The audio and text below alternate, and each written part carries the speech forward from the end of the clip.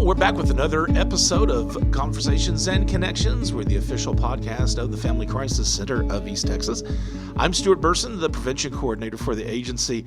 And with me today, Dr. Robert Choat, who is our staff counselor. He sees a lot of our clients here. And as we near the holidays, and a little backstory, inside information.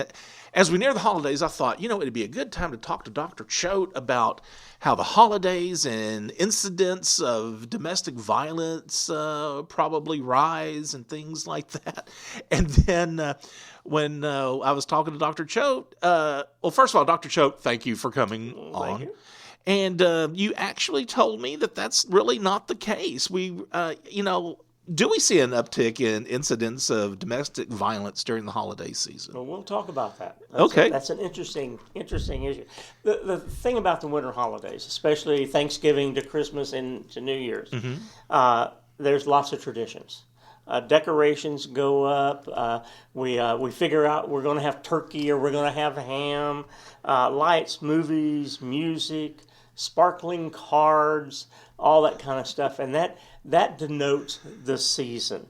That's for some families. Now, families experiencing domestic violence during the holidays, it's as traditional as hanging the lights and decorating the tree. Comes right along with the business. Yeah. And it brings an unavoidable heaviness to the season especially for survivors and our advocates that work here, the people who work with those people who are going through issues of domestic violence. In spite of the triggering memories and the manipulation, the feelings of fear, guilt, worry, and panic, survivors and their families return home for the holidays. We've seen here where the shelter empties out. We want them to be with their families. We want them to enjoy the season. When I was working in mental health, it kind of undue to reason, the mental health units emptied out during the system. Okay. And often people went back to the same panic and torture that went on before they came in. So it's rather an interesting thing.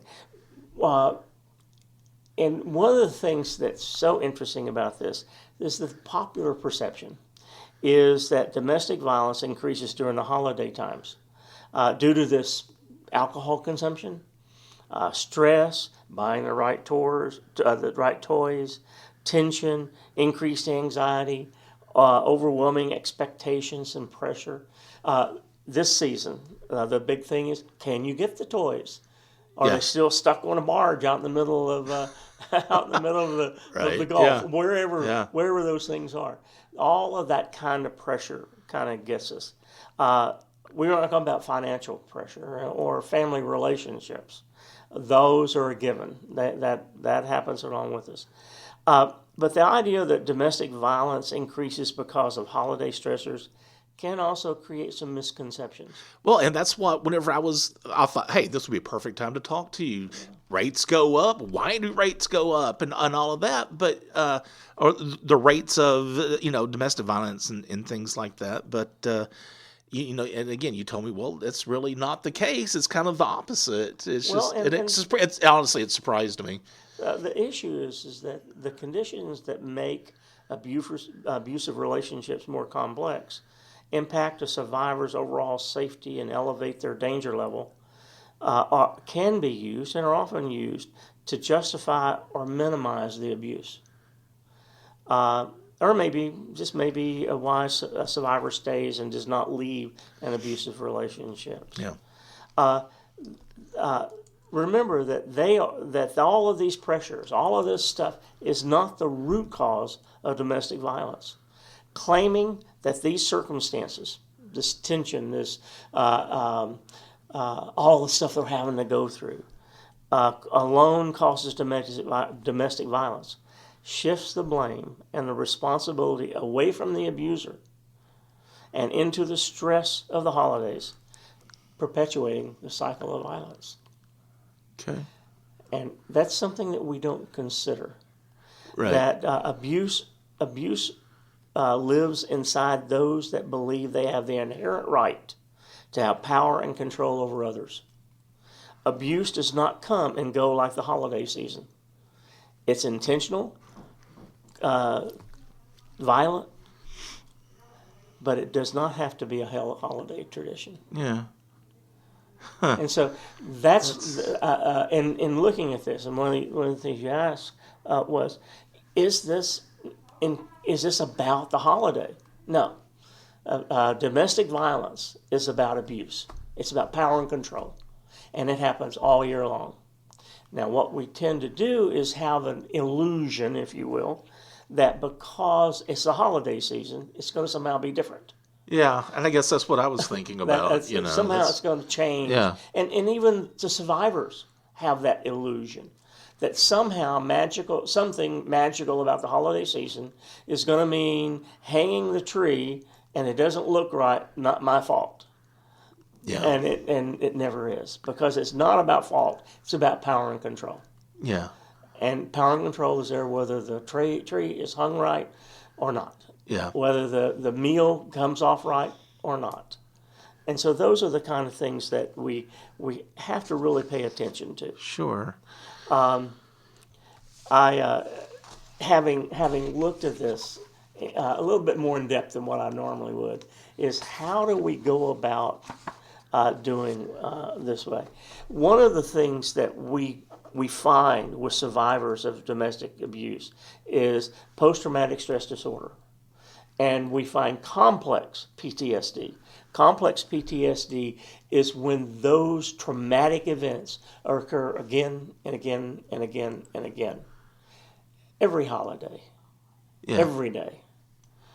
Every time there's a change, every time there's a going to school, every time there's a change in the kids, again and again and again. Yeah. So what we have to do is we have to talk about the ongoing issue of domestic violence. It may or may not be exacerbated, made worse, if you will, by some of the issues in the holiday. But that's not the core. When you talk about PTSD, what about adult children? Coming back home for the holidays, maybe they either were abused or they witnessed domestic violence, between their parents when they were children, and now they're adults and they come home. Even as adults, I would think that would raise some former memories that may not be pleasant. Sometimes it just picks up where it left off for folks. Okay. Yeah. That they go back home thinking it's going to be different, and it's the same abuser. Yeah. It's the same abuse. It may not be as directed toward them, but they have all the triggers to the abuse: the yelling, the screaming, the throwing things, all of those kinds of issues. And then you mix alcohol with it. Yeah.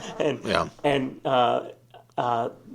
those are some of the kind of things that the negative aspects of PTSD tend to come back. And then what we have is people who are re-traumatized. They come back home, especially students, come home, they've been independent at college, they've been operating their own things, they have been maybe working through some of their own issues, coming from a traumatic or dysfunctional family, and they go right back into that trauma and that dysfunction. Yeah. And they're having to deal with those triggers that bring on PTSD. Right. On those and we can talk about that if you want to. We can talk about some of that stuff if you want to. Well, and I guess the holidays, they're a time of families being reunited, or not reunited, but being back home and the reunion of families and things like that. It's supposed to be a joyous time, and I guess coming into this, I was thinking, well, it's everybody together, it's closed situations, and some people, I personally love to see my family during the holidays, and I do know there are some people out there that they kind of dread it, and I guess that's what I was under the assumption where these rates might might go up. But it's really interesting about the topic of PTSD because you always hear about it when you talk about soldiers or people who have seen battle, but you don't think about it being a domestic issue.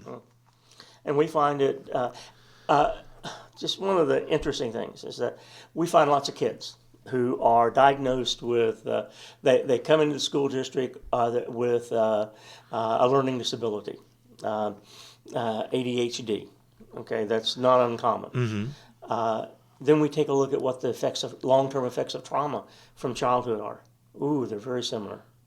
Lack of attention, inability, hyperactivity Right. are very similar to kids who have been through trauma. And they're very similar to the long-term effects that we talk about with PTSD.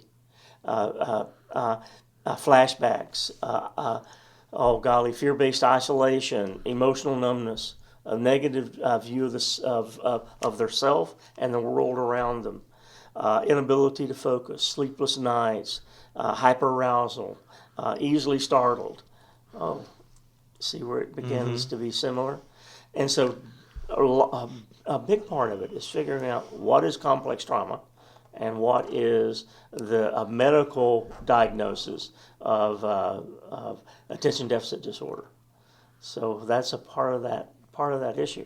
And it's not easily understood. It's not easily understood by people in the schools. It's not easily understood certainly not by the community as a whole. Yeah.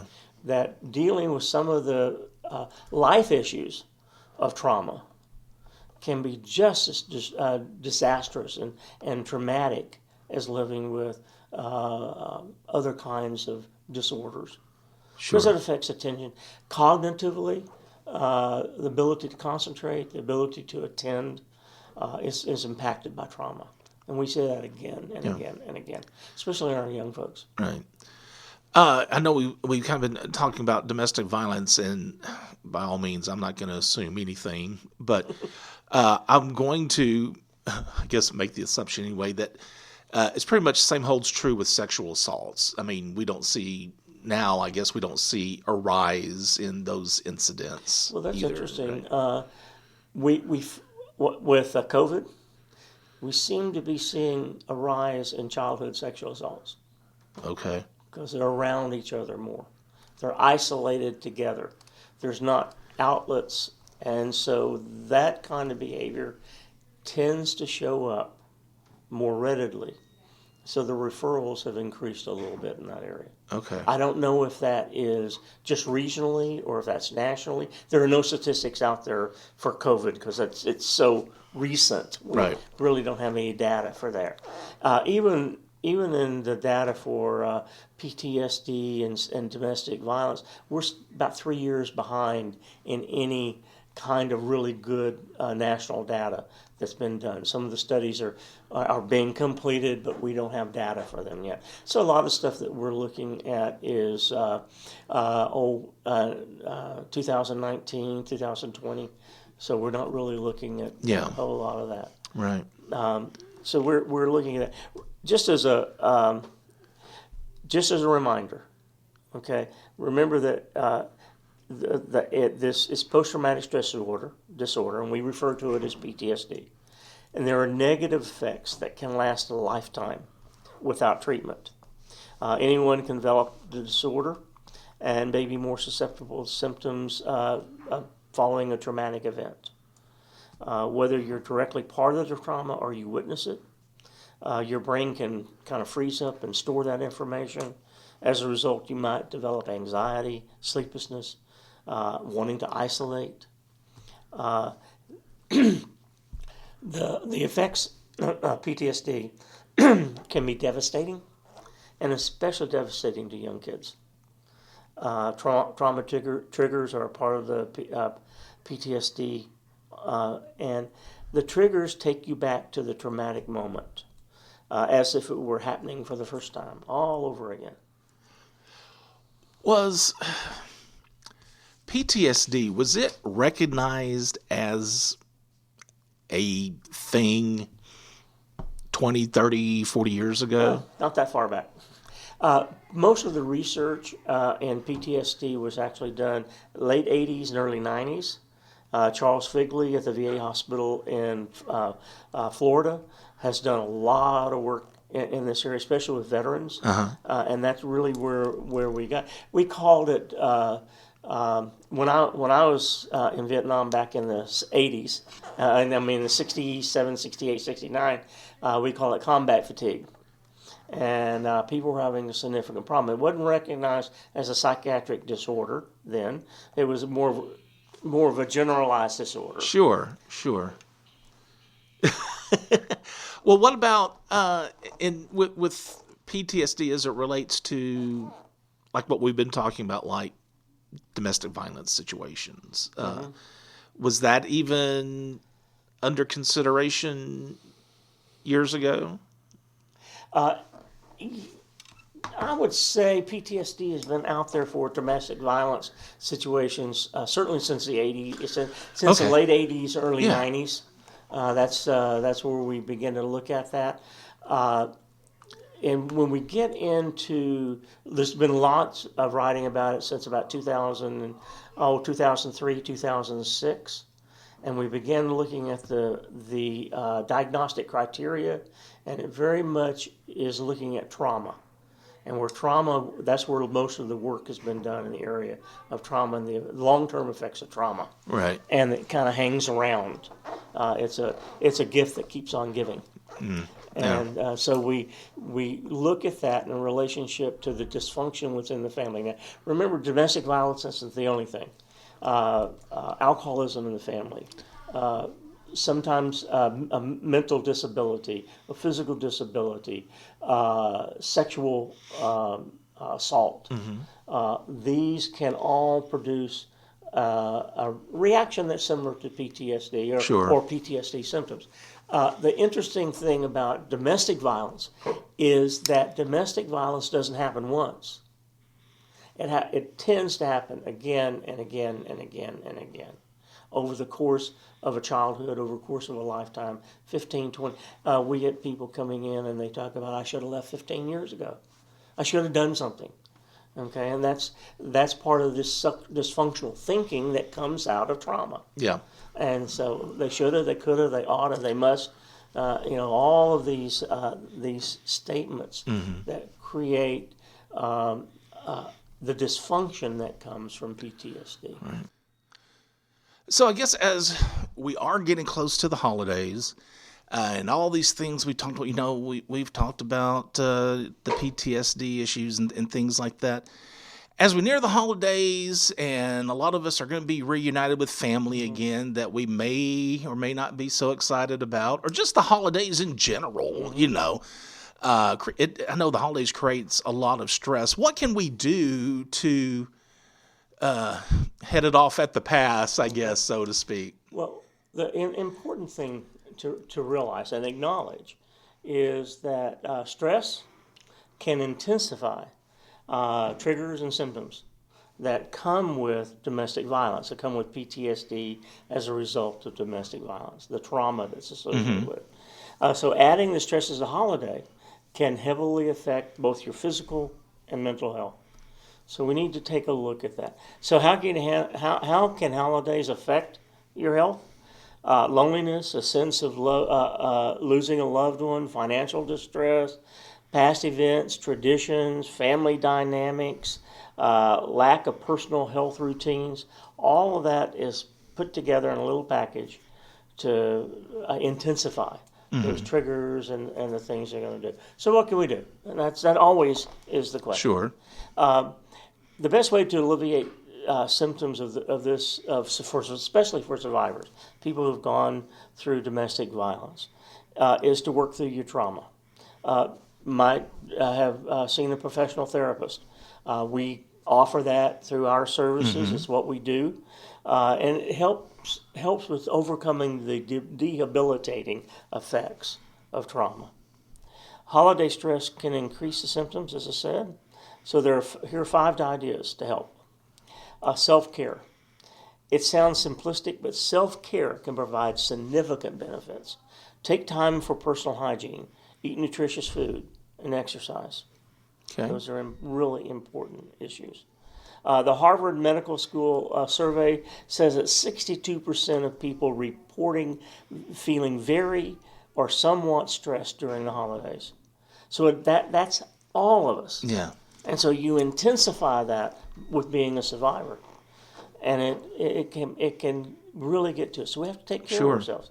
I use an acronym called HALT: hungry, angry, lonely, and tired.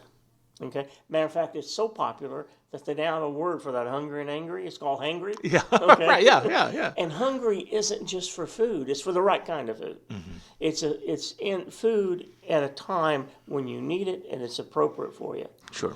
And so loneliness during this time is a marked issue. When you're hungry, angry, lonely, and tired, that's when you make poor choices. You make poor choices about life. You make poor choices about relationships. You make poor choices about food, alcohol, those kind of things. So if you can do that self-care and be a part of community to help deal with some of the loneliness, get good sleep. They say that we adults need 6 to 7 hours of good sleep a night. Children need 12 to 13. So we want to set up, do self-care. Avoid screen time. Okay? Yeah, that's a big one. At least an hour before bed.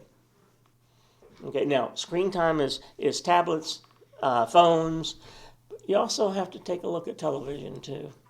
I wouldn't recommend anybody watch the news right before going to bed. Give you at least a half an hour after watching the news before you go to bed. News in today's world is upsetting. Mm-hmm. It's tension. We're going to war with China. We're going to war with drugs. We're going to war with all this kind of stuff. And they put it out there for ratings, but it's stressful. Yeah. And it's stress-filled. Sure. So we need to take a look at that. Practice relaxation skills. Breathe. I teach every one of my clients a new thing called an O thing. It's something that we lose by about age 4 or 5, but we knew it when we were babies, and that is deep breathing. Okay. Conscious breathing. Breathing in such a way that you're relaxing as you're breathing. And that's really good. But there's others, meditation, yoga, that can help too. Get out of your mind and get into your body. Allow your body to help you heal. Create a bedtime routine. Doing the same thing every night can teach your brain that it's time to sleep. Yeah. And it helps. Let's see. You might even try turning on white noise. There are white noise machines. There are ways that you can set those up to kind of help minimize some of the distractors. Okay. Read. Now that's interesting. Not on your tablet, but read. You don't get the same thing from a page. You don't get the blue light from a page. Read. It may be magazines. It may be a novel. It may be a book. It may be a self-help book. Okay. There are ways that you can do that. Mindfulness, staying in the present, can be a game changer for those with PTSD. A therapist can help you with that. YouTube has some great videos about mindfulness and how to use mindfulness as a way of staying grounded in the present so that you don't find yourself laying there thinking about all the things you should have done, right? All the things you could have said, all the people that hurt you in your life. Okay. Mindfulness is a really a truly good one. Take time for yourself. With the PTSD, you never catch up. So quit trying. Give time to yourself. If you feel stress level rise, take a moment to de-escalate. Go wash your hands under cold water. I have a little trick that I use. In my refrigerator, I have a washcloth. On that washcloth is some jasmine oil. I will take that washcloth and I'll take 2 deep breaths in it. Yeah. Put it back in the plastic bag, put it back in the refrigerator, and it's calming. It helps me when I come home from work and I've been dealing with things all day and I know I'm at a stress level. I need to let go. I used to take a nice bottle of scotch. A drink of scotch. That didn't work. Yeah. That created problems. Stay away from the alcohol. Let's see. Practice positive affirmations. Our brains tend to believe the things that we tell it. For example, if you feel out of control, tell yourself you're out of control and your body will react accordingly. However, if you say, I am in control, I can handle this, you can be in control. I am stronger than my problems. I am capable. My stress and anxiety are slowly going away. I am in control of how I feel. All is well. I can do hard things. I can make it through this. Hard moments are challenging my growth. I am doing my best, and that's enough. Usually in domestic violence, those aren't the words that we hear said to us. What's common is, you're not any good, nobody loves you, nobody can love you. So start loving yourself. Awesome. All right. Thank you, Dr. Choat. I appreciate the information. I've learned some things. Like I said, I came into this under the assumption with a lot of things, and you had to point me in the right direction before we even started recording. But thanks. I appreciate it. Thank you for letting me. Thank you. If you have any questions, you can email us, conversationsandconnections@fccet.com. Also, if you feel like you need our services here at the Crisis Center, we do have a 24-hour-a-day, 7-day-a-week hotline. That's 1-800-828-7233. And be sure to subscribe to Conversations and Connections. You can do that via Spotify, Apple Podcasts, Google Podcasts, or the podcast service of your choice. And as always, be the voice, if not for you, for someone else.